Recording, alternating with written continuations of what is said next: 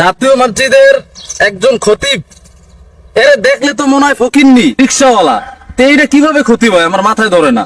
আবার ভুল করে অহরহ, একই 2-3 লাইন মুখস্থ করে আসে, একই খুতবা প্রতি জুমায় বলে। যে বক্তব্যটা বাংলায় দেয় ওইটা আর আরবিতে বলতে পারে না, সে আবার জাতীয় মসজিদের খতিব হয়ে গেছে। ঈদে মিলাদুন নবী তো এমনই ভুল কথা। ঈদ হলো ঈদুল ফিতর আর ঈদুল আযহা। ঈদে মিলাদুন নবী নামে কোনো ঈদ নাই।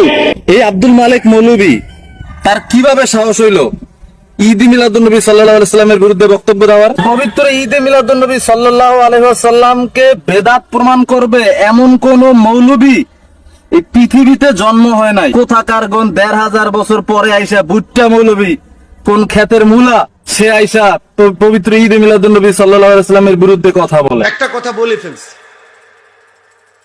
আজকে কয়েকদিন ধরে আমাদের দেশে আমাদের জাতীয় মসজিদ বাইতুল মুকাররমের সম্মানিত খতিব হযরত মাওলানা আব্দুল মালিক সাহেব, অনেক বড় আলেম, অনেক বড়, সারা পৃথিবী তাকে আহলে ইলম হিসাবে স্বীকৃতি দেয়।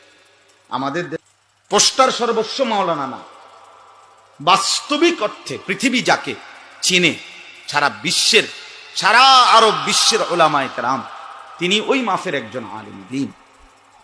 ওনার জীবনী, ওনার ইতিহাস, উনি আরবিতে, উর্দুতে, বাংলাতে সব বিষয়ে সমান পারদর্শী। পৃথিবীর অসংখ্য অগণিত দেশে তিনি আন্তর্জাতিক সেমিনারে ওনার প্রবন্ধ পাঠ হয় আরবিতে। তো তিনি রবিউল আউয়াল মাসে বাইতুল মুকাররম মসজিদে জুমার নামাজের বয়ানে বলছেন স্পষ্ট। এখন এই কথার এক তো বুদ্ধিবৃত্তিক দলিল দেওয়া, কোরআন সুন্নাহ ভিত্তিক সুন্দর করে মার্জিত ভাষায় জবাব দেওয়া, এটা তো একটা ভদ্রতা। কিন্তু অল্প বয়সী নাবালেক বাচ্চা কাচ্চা যদি চিৎকার চেঁচামেচি করে এত বড় মানুষের বিরুদ্ধে, এটা আসলেই মূর্খতা ছাড়া আর কিছু না।